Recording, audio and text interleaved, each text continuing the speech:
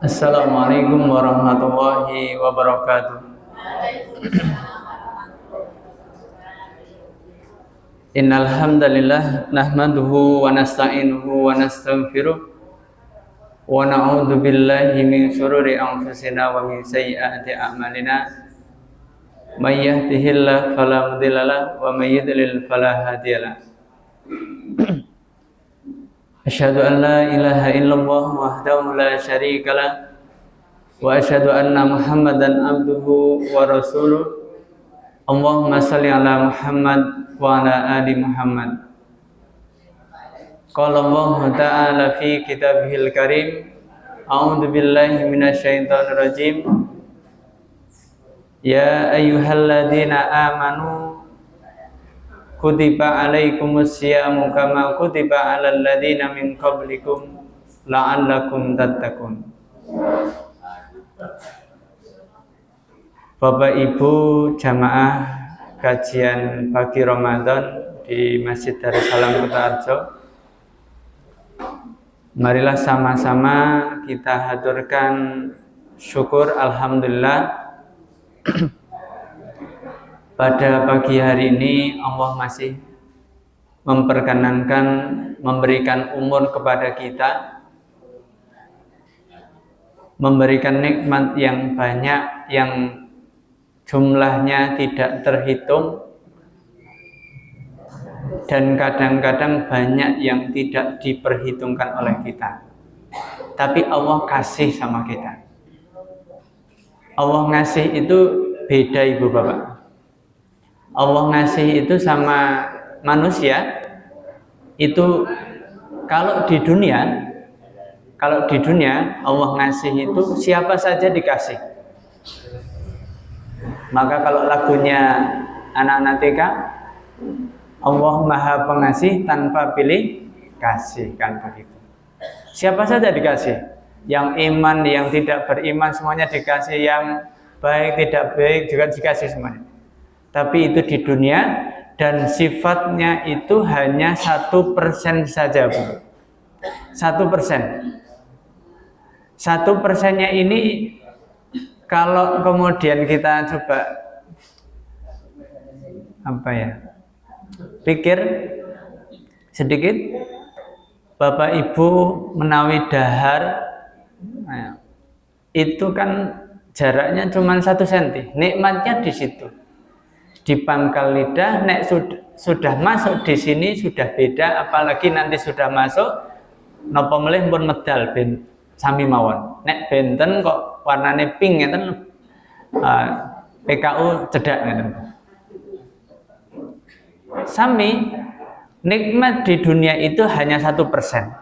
99%-nya berada di akhirat. Maka benar Allah memberi, Allah ngasih tanpa pilih kasih. Siapa saja dikasih. Nah, ini berlaku sifat rahmannya Allah. Allah Maha Pengasih. Nah, kalau Maha Penyayang, Ar-Rahim, itu hanya bagi siapa saja yang disayang. Siapa yang disayang oleh Allah? Orang-orang yang beriman dan bertakwa. Itulah yang nanti akan mendapatkan kasih sayangnya Allah di mana? Di akhirat. Di dunia juga Allah ridhoi kehidupannya orang-orang yang bertakwa. Bapak Ibu, ada satu ayat yang disampaikan dalam Al-Quran. Boleh jadi kita menyukai sesuatu, tapi sesungguhnya itu buruk bagi kita, dan sebaliknya. Jika kita tidak suka pada hal tersebut, padahal Allah menyukai. Ini menyampaikan kepada kita bahwa ibu-ibu, bapak sekalian, puasa itu kan ya berat, kecuali orang-orang yang beriman dan bertakwa. Maka puasa ini ya bikin nahan lapar kan gitu. Tapi sesungguhnya Allah wajibkan karena Allah tahu dengan puasa ini Allah ingin mengangkat kita menjadi orang yang bertakwa. Dengan ujian pun juga sama, ibu bapak sekalian. Allah menurunkan ujian kepada hambanya, itu Allah suka sama kita. Tanda Allah mencintai hambanya itu salah satunya adalah memberikan ujian. Coba batas keimanannya sampai di mana. Allah memberikan sakit sama bapak ibu sekalian atau saudara-saudara kita, itu Allah pengen satu, membersihkan dosa-dosanya, atau yang kedua Allah pengen bahasa kita, saya itu rindu sama penjenengan, kok jenengan lalai dengan Tuhannya. Allah yang maha memberikan segalanya termasuk rezeki, kok sibuk tidak pernah kelihatan, dikasih sakit, kemudian ingat lagi ke jalan yang benar bahwa Allah lah yang memberikan segalanya. Begitu. Jadi termasuk tanda-tanda Allah mencintai hambanya itu Allah masih memberikan ujian kepada kita. Kadang lewat anak kita, kadang lewat pasangan kita dan lain sebagainya. Bapak sekalian, tadi sholawat sudah belum ya? Sholawat salam semoga tetap tercurah pada junjungan kita Nabi Agung Muhammad sallallahu alaihi wasallam. Bapak sekalian, ini berat, yang materinya berat, tapi coba nanti saya sampaikan. Mana tadi?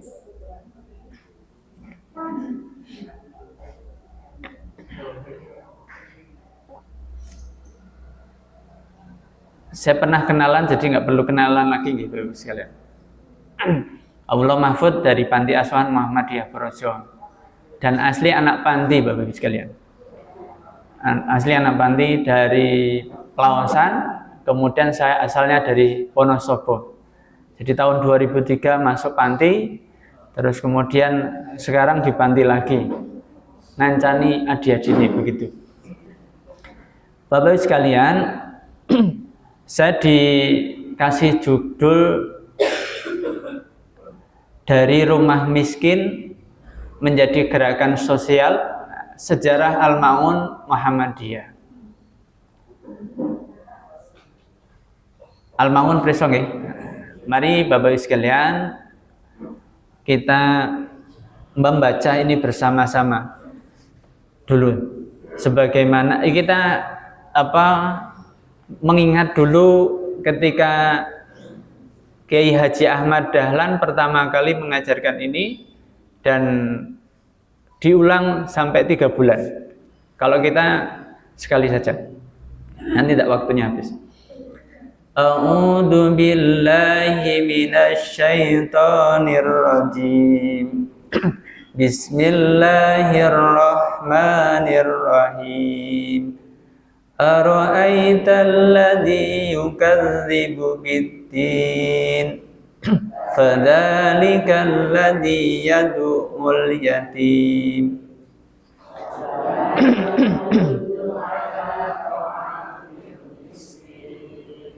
Fawailul lil musallin alladzina hum an salatihim sahun alladzina hum yura'un wa yamna'unal ma'un. Sadaqallahul azim. Mungkin dihitung ya Mbak Ibu, 1 huruf itu 10 kebaikan. Nah, mungkin enten pirang huruf niku mungkin di kalkulator. Wah, pira ya ngono. Insya Allah itu Allah berikan pahala. Apalagi di bulan Ramadan. Sampun sami hatam. Oh, alhamdulillah sampun. Kulhu ping 3 pun hatam. Ibu bapak sekalian, ini artinya ara'aital ladzi yukadzibu bid-din, tahukah kamu orang yang mendustakan agama? itulah orang-orang yang menghardik anak yatim dan tidak menganjurkan untuk memberi makan orang miskin. Celakalah orang yang melaksanakan sholat, wong sholat kok celaka. Terus nek sing ora sholat terus pundi? Wah, soyo parah. Yaitu orang yang lalai terhadap sholatnya. Melalaikan sholat mencakup lalai waktunya, tujuan sholat, serta bermalas-malasan dalam mengerjakannya. Aras-arasan. Enten sing sregep banget, ning cepet banget. Nek ditakoni terus pundi? Kok cepet? Lah ampun apalah wacane ngoten-ngoten mawon to mboten ana perubahan. Nah, ini bahaya. Yang berbuat riya. Riya itu adalah melakukan sesuatu perbuatan tidak untuk mencari ridha Allah. Ibu bapak sekalian, insya Allah panjenengan sampun istiqomah ngaji wonten Masjid Darussalam Kutarjo ini.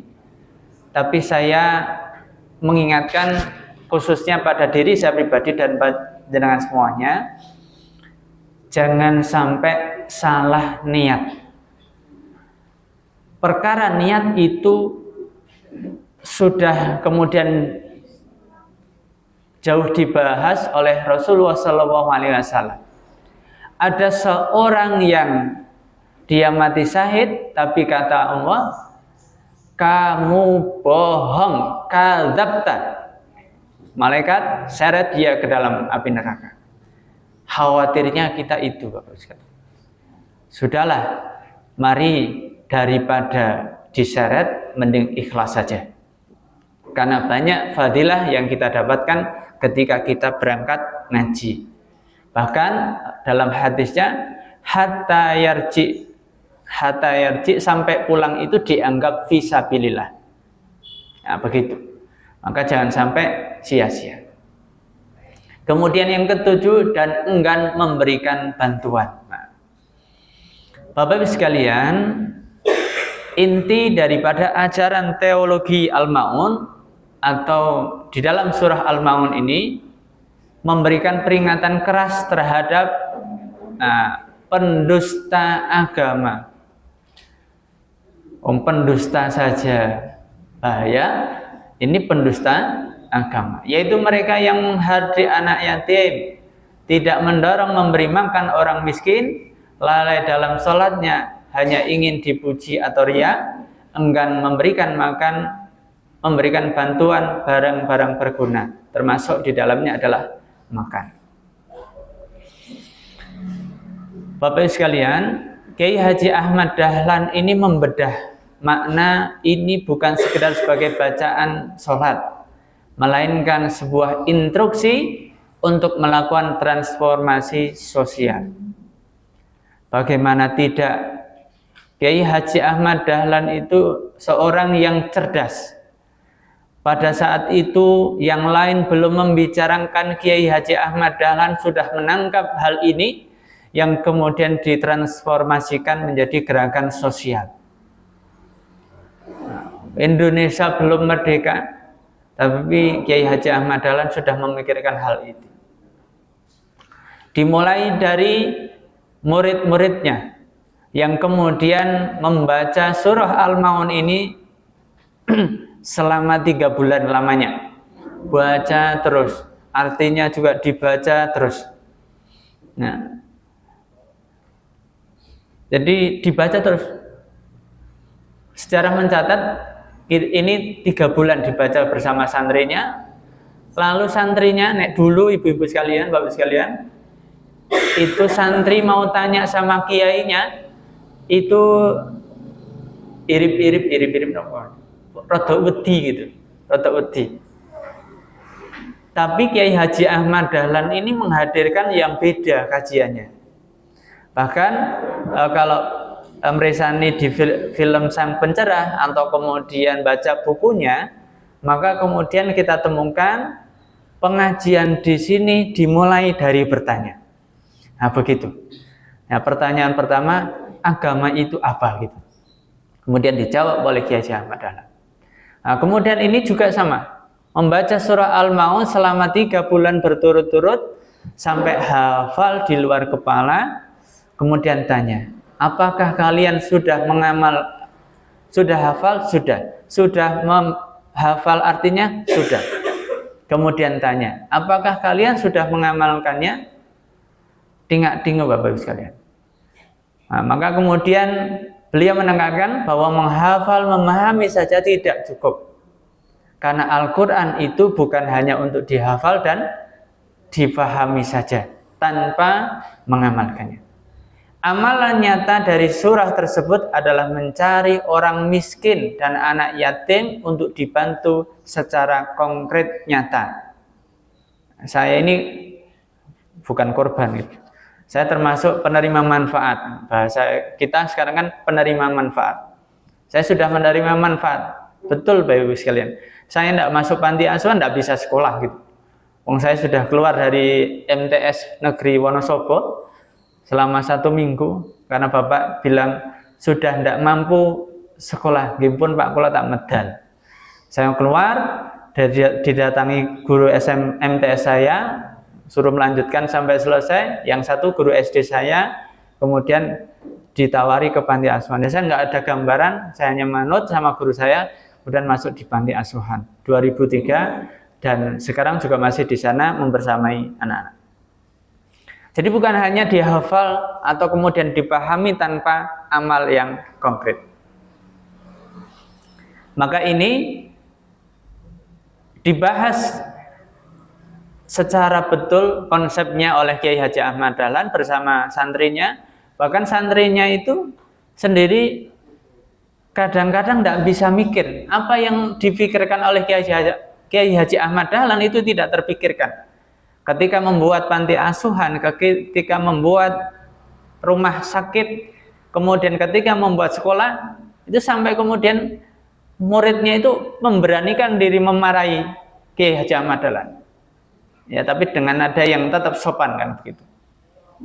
Kenapa mau bekerja sama waktu membuat sekolah? Kenapa mau bekerja sama dengan orang-orang yang tidak suka dengan Islam? Tanpa menjelaskan secara gamblang. Karena memang perlu tahapan untuk memahamkan murid-muridnya. Sampai pada akhirnya, oh ini toh yang dimaksud Kiai Haji Ahmad Dahlan. Islam itu memberikan dampak. Kepada siapa Bapak Ibu sekalian? Kepada kita pemeluknya dan juga mereka-mereka yang membutuhkan uluran tangan-tangan kita. Bapak Ibu sekalian, formulasi teologi Al-Maun bagi Muhammadiyah, surah Al-Maun ini menjadi dasar dari teologi pembebasan atau teologi welas asih. Isi pokoknya mencakup kritik terhadap pendusta agama. Seorang yang dianggap mendustakan agama jika menghadiri anak yatim dan tidak mendorong memberi makan. Ya, kita orang Islam jangan sampai hanya memikirkan perut kita saja dan keluarga kita, tanpa kemudian melihat mereka-mereka yang miskin yang membutuhkan pertolongan kita. Orang Islam itu harus seimbang. Maka sholat itu harus berdampak. Filosofi daripada sholat, dari mulai takbir sampai salam, dimulai dengan mengucap Allahu Akbar, diakhiri dengan salam, yaitu salam keselamatan. Maka setelah salam yang dilakukan adalah tengok kanan, tengok kiri. Tengok di sana ada apa, membutuhkan apa umat ini atas kita. Butuh membangun masjid, maka usahakan. Kalau tidak bisa mengusahakan sendiri, maka panjenengan bu temriko enten ada pembangunan, kok ada yang tergerak, panjenengan melu kena untuk pahalanya. Atau yang lainnya, memberi makan kepada orang fakir dan miskin. Dan itu kemudian panjenengan tergerak atau kemudian menggerakkan orang lain, maka panjenengan dapat jariahnya. Bapak Ibu sekalian, mungkin beberapa yang sudah mengisi di sini kan juga dari panti. Dari panti. saya dari Panti Asuhan, kemudian ada Ustadz Ariful, ada Ustadz Arifah Rudin dan lain sebagainya. Itu insya Allah menjadi jariah mereka-mereka yang berdonatur kepada Panti Asuhan Muhammadiyah Projo. Karena bagaimanapun apa yang kalau dimakan saja, maka ini nanti ada hubungannya. Kalau dimakan saja habis, menjadi kotoran saja.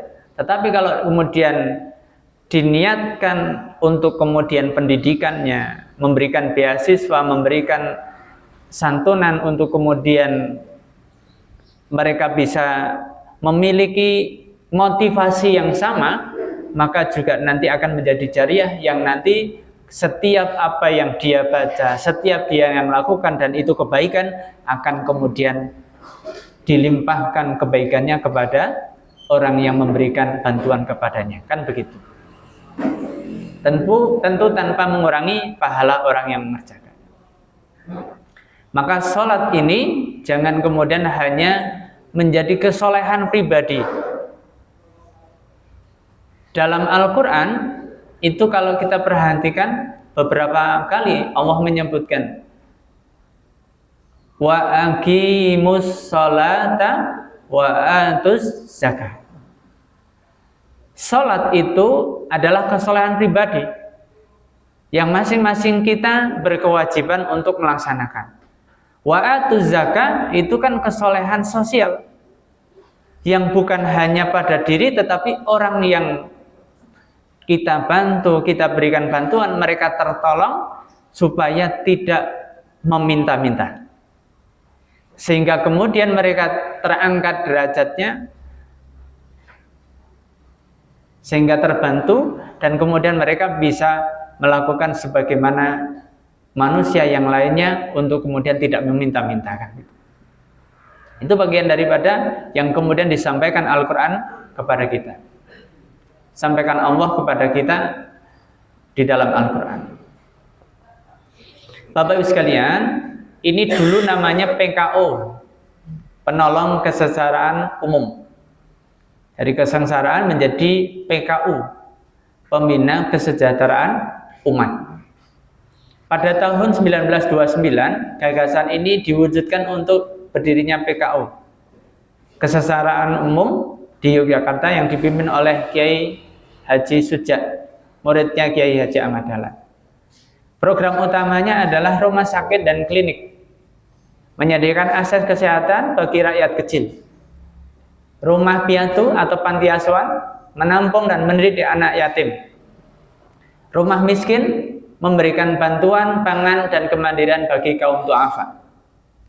Seiring waktu, PKU bertransformasi menjadi PKU Pembina Kesejahteraan Umat yang kini menaungi jaringan rumah sakit dan lembaga sosial. Tetapi ini juga nanti sudah dipisah lagi dari MPKU menjadi, kalau yang panti itu namanya MPKS, Majelis Pembina Kesejahteraan Sosial. Nah, itu begitu. Transformasinya seperti itu. Kemudian ini hingga saat ini semangat Al-Mangun itu terus berkembang, digencarkan oleh Muhammadiyah dari Lazismu, lembaga amil zakat yang mengelola dana umat untuk pemberdayaan.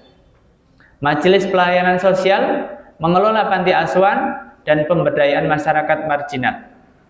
Kemudian ada lembaga resiliensi bencana atau MDMC, menolong korban bencana tanpa memandang latar belakang. Tapi semangat ini itu berawal dari surah Al-Maun tersebut. Sehingga kemudian ditransformasikan dengan gerakan-gerakan sosial yang diawali oleh Kiai Haji Ahmad Dahlan dan diteruskan oleh semangatnya oleh santri-santrinya Kiai Haji Ahmad Dahlan.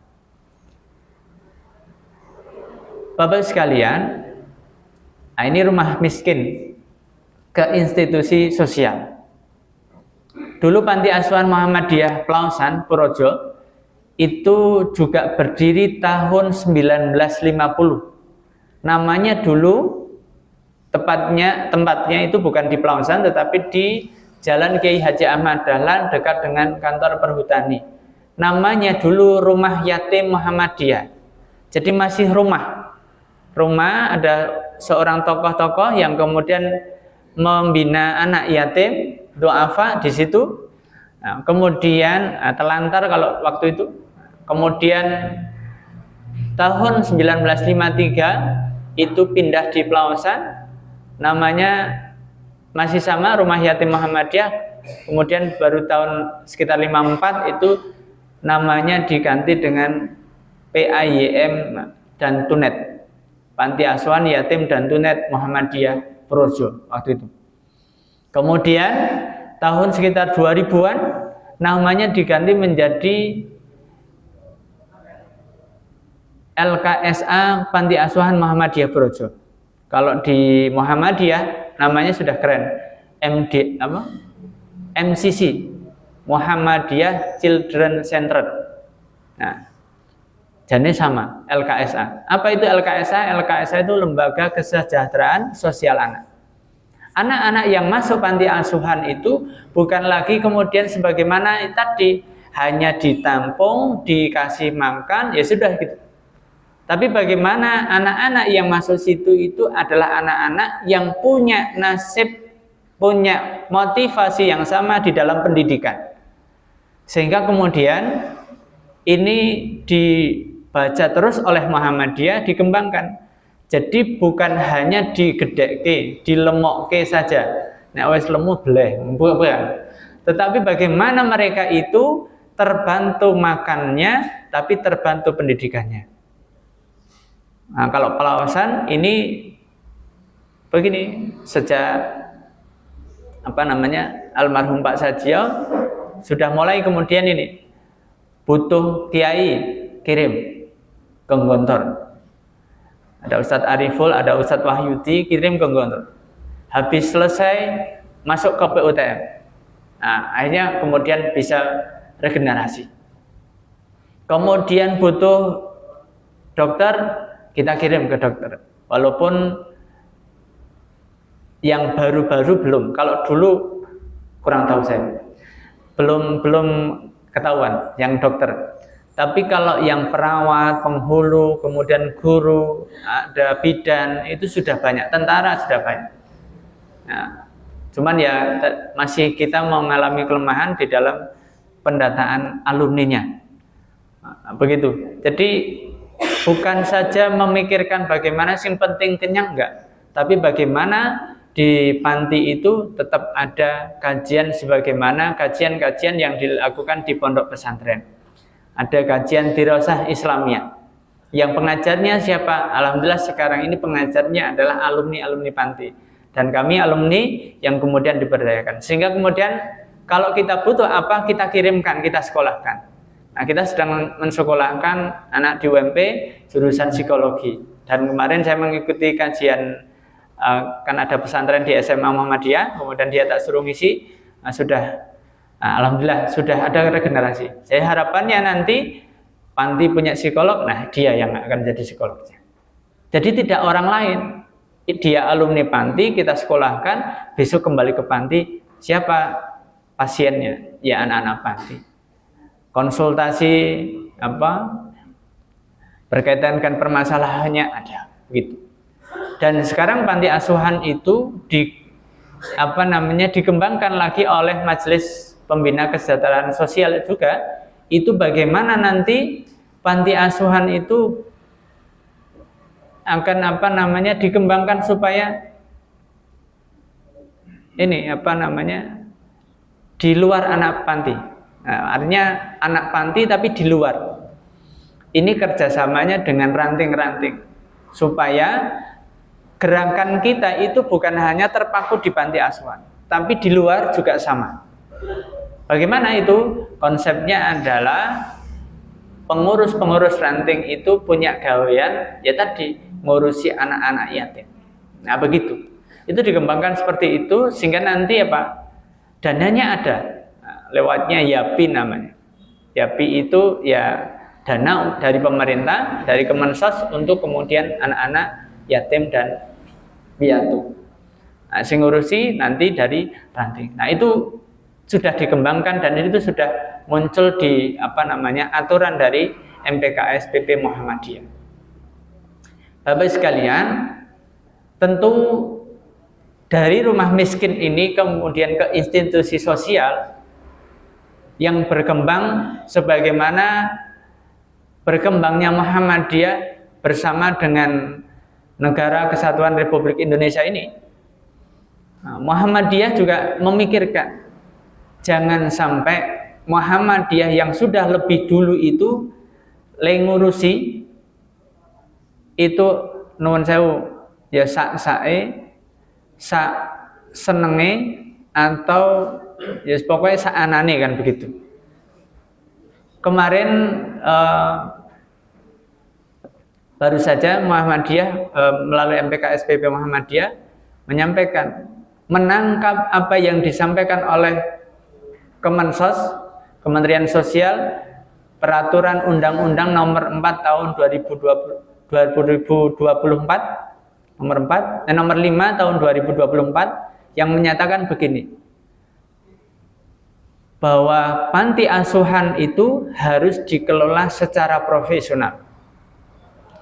Maka salah satu cirinya adalah ada namanya pekerja sosial.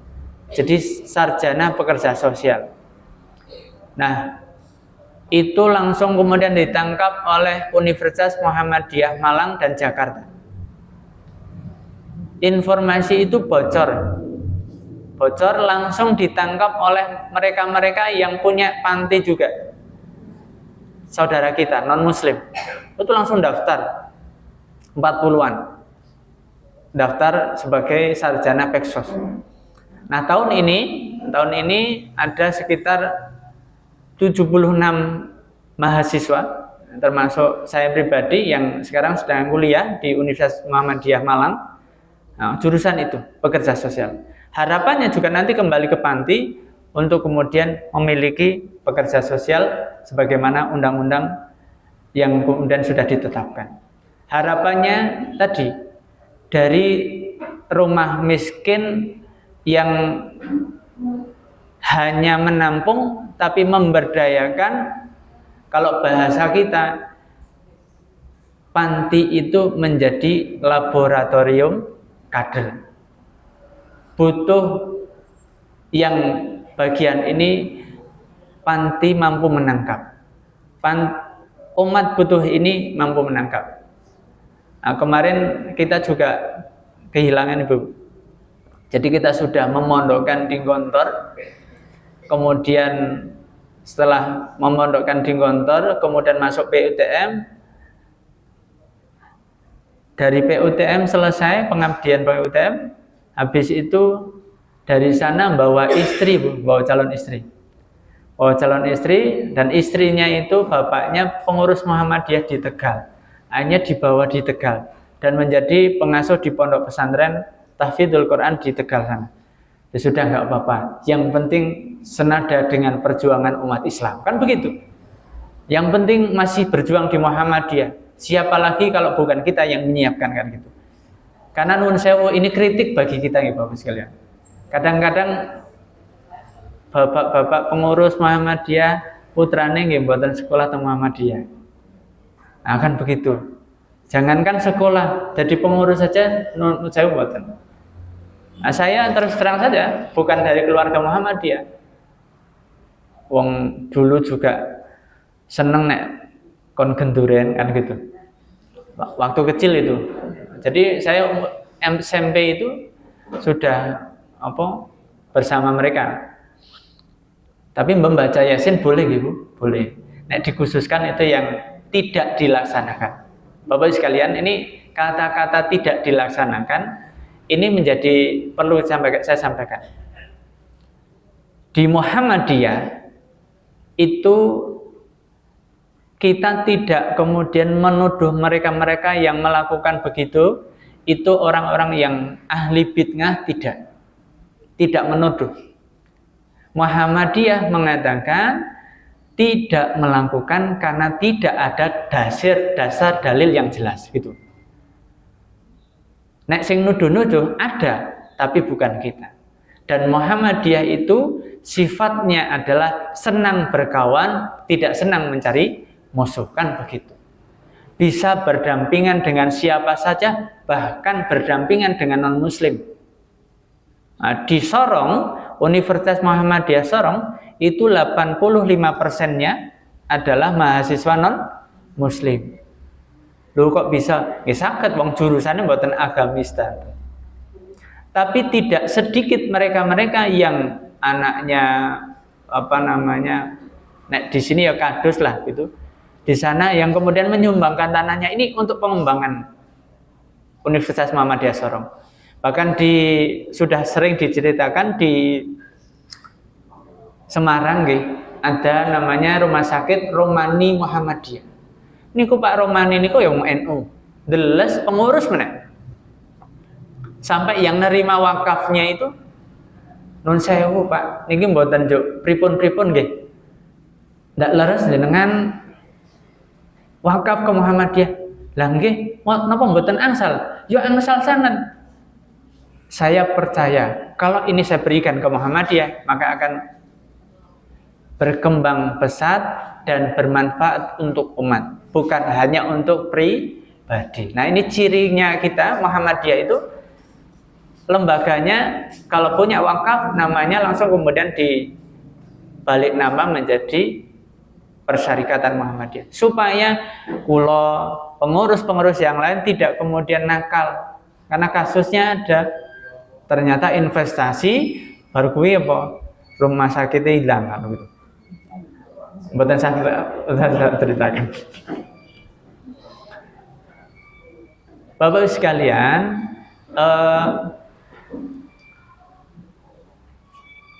gerakan yang disampaikan oleh Kiai Haji Ahmad Dahlan melalui membaca surah Al-Ma'un ini luar biasa. Dan ini senada juga bahwasanya iman itu kan di mana Ibu? Tasdiqum bil qol, keyakinan dalam hati, wa iqrarum bil lisan, wal af'alu bil arkan. Iman itu tidak cukup di lisan saya iman sama Gusti Allah.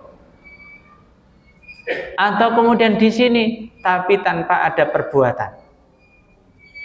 Kan begitu. Maka dari itu apa yang disampaikan atau yang dicontohkan Kiai Haji Ahmad Dahlan itu adalah perkara yang baik yang umat Islam saat ini butuh sekali. Ya, umat Islam butuh sekali untuk hadirnya Muhammadiyah, hadirnya umat Islam kita untuk kemudian mengarah ke sana. Nek enggak mampu sendiri, ayo ajak-ajak kebaikan. Toh harta kita yang kita kumpulkan itu tidak dibawa ke sana. Insya Allah yang panjenengan berikan itu menjadi jariah yang pahalanya terus mengalir. Apalagi orang tersebut yang dibantu adalah orang-orang yang kemudian solih dan solihah, yang mereka walaupun dia sudah mandiri secara ekonomi, tapi mereka masih peduli terhadap umat. Maka saya sering sampaikan kepada anak-anak, sekarang ini tidak apa-apa gini, karena memang qadarullah-nya kamu hadir di sini, Pak Mahfud juga pernah di sini, tidak apa-apa begini. Tapi besok cita-citanya begini. Kalau belum bisa memberikan ini, sampaikan. Muadzin, tidak ada kamu yang maju. Atau kemudian ibu-ibu pengajian, misalkan rapat dimulai dari kultum juga bagus. Dan itu menjadi berkah. Atau kemudian uluran tanganmu atau yang lain yang kamu bisa bantu. Jadi sekarang gini nggak apa-apa, besok harus begini. Lebih mulia. Jadi nanti ketika sudah dibantu, maka besok harus menjadi orang yang bermanfaat. Karena orang yang bermanfaat itu adalah sebaik-baik manusia. Khairun nasi anfa'uhum linnas. Bertaruh banyak hal Bapak Ibu sekalian. Kiai Haji Ahmad Dahlan memperjuangkan hal ini. Sampai kemudian berdiri panti asuhan, sampai berdiri rumah sakit, sampai berdiri yang lain-lain yang itu merupakan gerakan sosial. Muhammadiyah sendiri itu adalah gerakan itu. Dakwah berkembang ke sosial kan. Menggerakkan jamaah supaya beriuran. Iuran infaknya jangan dikatakan bayar. Yang Muhammadiyah ki onone bayar terus. Poneh dadi pengurus ya entek-entekan. Makanya nek sing baru masuk Muhammadiyah, kok nek dadi pengurus Muhammadiyah dibayar ora? Nggih mboten, malah iuran. Tapi iurannya dianggaplah sebagai infak, diniatkan infak, insya Allah berkah. Nah, Bapak sekalian, dampak sosial dan modernisasi amal. Nih, dulu penyaluran zakat itu diberikan secara langsung, secara perorangan. Neng iti hati-hati Bapak Ibu sekalian, pareng mboten pareng. Neng nek kok sing dibantu tonggone jenengan diparingi zakate panjenengan amben wulan misalkan atau amben tahun zakat mal panjenengan diberikan langsung. Qadarullah sukses dados pejabat, dados PNS. Lah panjenengan kok kemudian memandang pas minta bantuan atau kemudian kok tidak memberi, akhirnya apa Bapak sekalian? Oh, zaman semono tak bantu kok saiki ya Allah, nengo babar pisan ya ora, ngetin ngebel ya ora kok. Itu akhirnya apa? Hilang Bu. Sedekah panjenengan, hilang zakat panjenengan. Maka jangan. Maka kalau dulu diberikan langsung, sekarang lewatnya lazismu. Nek lazismu jenengan wis ora urusan. Ora urusan kemudian nanti lazismu gimana? Tapi yakin lazismu itu sudah bersertifikat dan itu sudah ada undang-undangnya dan bagus. Nah, kalau tidak bagus, ada yang nakal, bukan urusan kita karena hak kewajiban kita sudah kita tunaikan. Kemudian anak yatim dipelihara di rumah tangga masing-masing, kemudian dibuatkan panti asuhan. Kalau dulu hanya penampungan, maka kemudian dikembangkan menjadi kemandirian, pengkaderan. Nah, itu dikembangkan demikian. Kesehatan dulu bergantung pada dukun dan pengobatan tradisional, dan ini ditolak keras oleh Muhammadiyah. Akhirnya kemudian membangun rumah sakit. Nek loro ki teng rumah sakit.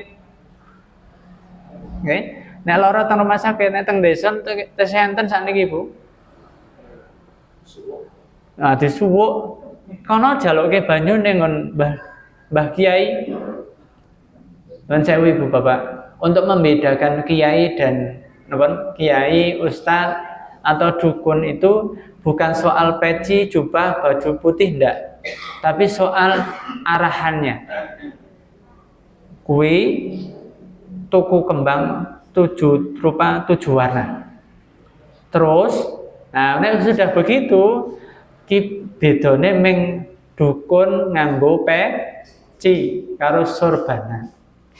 Nek kok arahannya, Mas tindak teng PKU Muhammadiyah Kutoarjo. Ning iling sing menyembuhkan niku sanes dokter. Mergone apa? Sing siji mari, sing siji. Kok bar kowe nesu-nesu? Lah dene bapakku mati. Ya memang sudah takdirnya. Tapi kan kita nggak tahu, maka ikhtiarnya itu kan dituntut. Sudah masuk saja rumah sakit, percayakan pada mereka, suruh menangani, tapi yakin doa kepada Allah Subhanahu wa taala. Semoga nanti sembuh. Kalau nggak sembuh, ya memang Allah sudah menakdirkan sampai segitu saja usianya. Tapi ketika meninggal, kita sudah pasrah kepada Allah dengan ikhtiar yang ada, insya Allah Allah akan memberikan yang terbaik dan balasannya adalah surga. Karena setiap sakitnya ridha, maka Allah ampunkan dosa-dosanya. Nah ini juga sama Bu. Perbandingan paradigma dulu dan sekarang. Sifatnya pasif isolatif. Maka dulu panti, okay, penampungan itu karena apa? Anak-anak terlantar, anak-anak buangan. Anak-anak buangan. Maksudnya apa? Orang tua yang nggak peduli sama sekali. Kalau sekarang anaknya ada 3 macam, Ibu. Ada yatim, ada piatu, ada du'afa. Du'afa itu mustad'afin, mereka-mereka yang ini kadang-kadang lebih parah dari yang yatim atau piatu. Mereka diantar oleh pakliknya, tetangganya, bahkan perangkat desa. Karena apa tadi? Bapak ibunya broken, terus ini ditampung oleh masyarakat, kemudian diantarkan. Ada juga yang pokoknya ada satu tunanetra, Bapak sekalian. Ada tunanetra di tempat kita yang nggak tahu dia mau pulang kemana. Jadi lebaran itu ya di panti saja. Karena apa? Mau bapak ibunya nggak tahu kemana. Terus kemudian mau ke keluarganya, Pak Lek dan sebagainya, nggak mau menerima. Dulu masuk panti itu usianya masih kelas 2 SD, sekarang sudah kelas 2 SMA. Tapi tunanetra. Nah, itu gimana? Ya harapannya ini nanti sampai lulus itu punya keterampilan, pijat atau apa. Nah, sehingga apa? Nanti bisa menjadi bekal untuk keterampilan dia menyambung kehidupannya. Kalau ngajinya ya alhamdulillah bisa ngaji. Dan kalau di tingkat SLB baik di kabupaten mau di Jawa Tengah, dia juga beberapa kali ikut event dan dapat juara kan gitu. Jadi memang ini tugas siapa? Tugas kita umat Islam. Sudah diawali oleh Kiai Haji Ahmad Dahlan, maka kita lanjutkan. Siapa saja, terkhusus untuk yang menjadi yang percaya bahwa Kiai Haji Ahmad Dahlan adalah seorang dai, maka kita adalah pengikutnya yang kemudian bisa meneruskan apa yang diperjuangkan. Dan itu sudah dicontohkan oleh Rasulullah SAW. Maka gerakan sosial ini menjadi aktif dan inklusif. Nah, aktif dan inklusif. Perkembangan itu diikuti selama koridor syariat itu tetap diperhatikan. Kemudian kalau dulu fokus kebutuhan dasar, makan, tidur, wes duduk. Tapi di sini dikembangkan keadilan, kemandirian. Kalau saya tadi sebut adalah pengkaderan. Nah, kan begitu. Sekolahkan, kembali ke pesan Kiai Haji Ahmad Dahlan. Sekolahlah sampai tinggi S1, S2, kembalilah ke Muhammadiyah. Kalau kembali ke Muhammadiyah itu jangan, kalau di luar sana, di sini pun boten nggih. Nek di luar sana masih ada Muhammadiyah ki cok aneh-aneh dhewe. Dhisik dhewe. Ndak apa-apa Ibu Bapak sekalian. Nek di dunia ini soal itu beda nggak apa-apa. Nek sholat subuhe wis 4 rakaat lah niku bahaya. Tapi nek itu namanya bab furu'iyah atau bab fikih itu cenderung apa?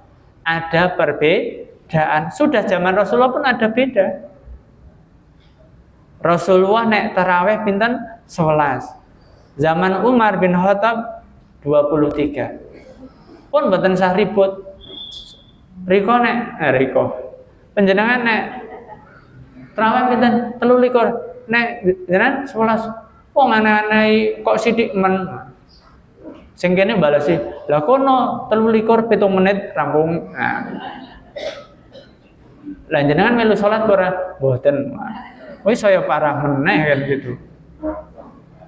Ini dikembangkan di sana. Kemudian status objek kasihan. Bapak Ibu sekalian, perlu kami sampaikan di panti itu anak-anak yang harus kemudian kita pola pikirnya jangan sampai kemudian objek kasihan. Mesakne capanti. Nek salah ya diingatkan. Saya kadang-kadang gurunya masih gini. Mesakne Pak lah macam panti. Tolong dihilangkan. Nek salah dibenarkan, diarahkan. Nek benar ya diapresiasi. Jangan kemudian diapresiasi karena anak tapi sebagai agen perubahan, agen pengkaderan, agen penerus umat kan begitu. Siapa lagi kalau bukan kita kan itu. Nah, kalau panjenengan tidak, biarkan kami yang berada di sana untuk kemudian meneruskan perjuangan ini.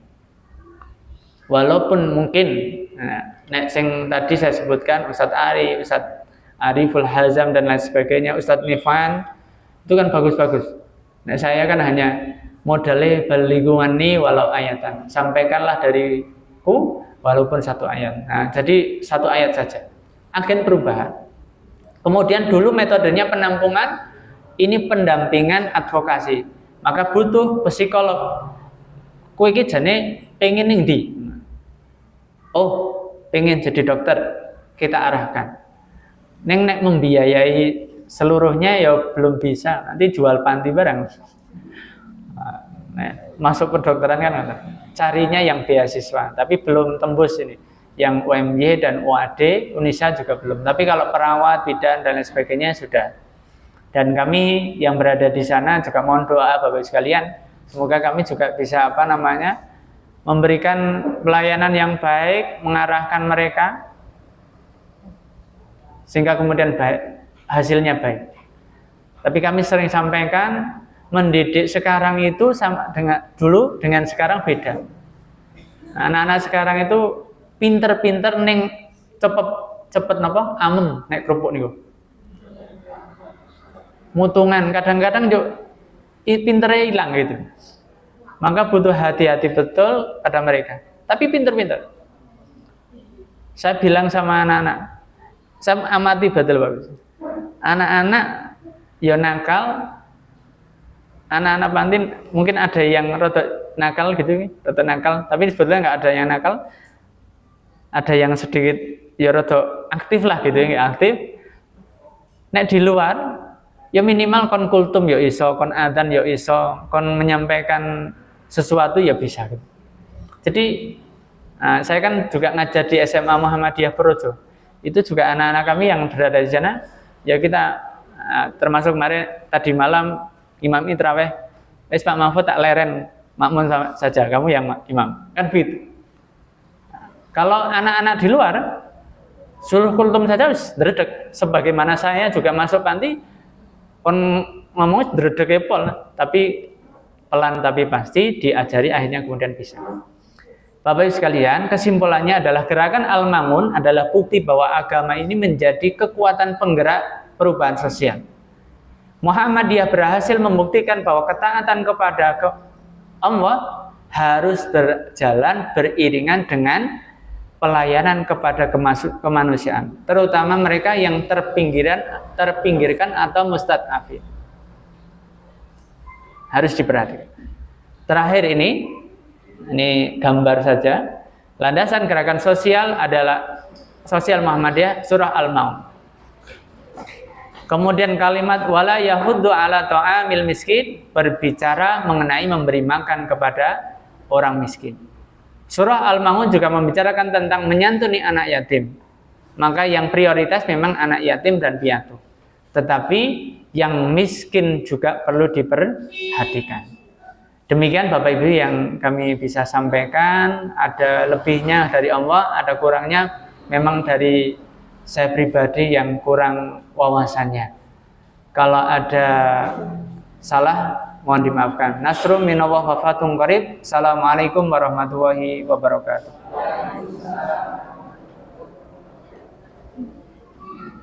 Kami sampaikan terima kasih kepada Ibu Ustaz atas materi yang telah disampaikan.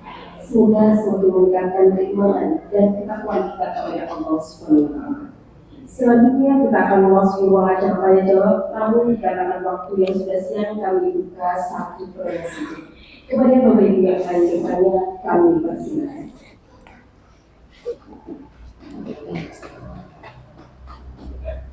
Tidak ada Bu. Betul. Boten. Langsung praktek mohon Bu.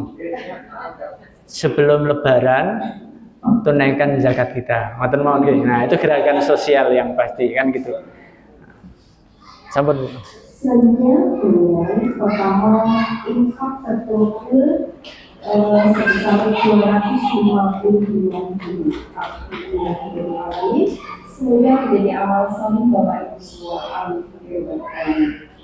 Yang pengumuman yang kedua yaitu kajian pagi masih dari surat Rajo ke-25 Ramadan diisi oleh Ustaz Musa Al-Fitri yang Pondok PPDA Muhammadiyah Bayan Purworejo. Untuk hari Ahad 15 Maret 2026, kajian pagi Ramadan ke-26 Ramadan diisi oleh Ustaz Dr. Haji Tafsir MAD, Ketua Pimpinan Wilayah Muhammadiyah Jawa Tengah. Untuk doorprize pada hari ini kepada jamaah nomor 078, kami informasikan lagi kepada nomor 0708, selanjutnya 0729, selanjutnya 0733, selanjutnya 0745. Pada nomor yang tersebut silakan cukup berbuka. Demikian kajian kita pada kesempatan kali ini. Semoga kajian pada kesempatan ini mampu mencerdaskan diri Ya, kan dan mulai tahun ajaran. Mari membantu majelis dan membaca Sudah. Subhanallahumma wa bihamdika asyhadu an la ilaha illa anta astaghfiruka wa atubu ilaik. Demikian adalah wassalamualaikum warahmatullahi wabarakatuh.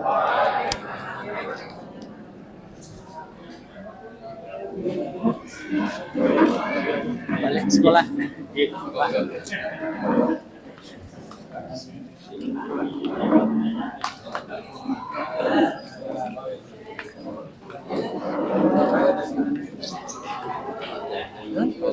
Sembilan puluh Pak. Nek zamannya kula anu sampai 120-an.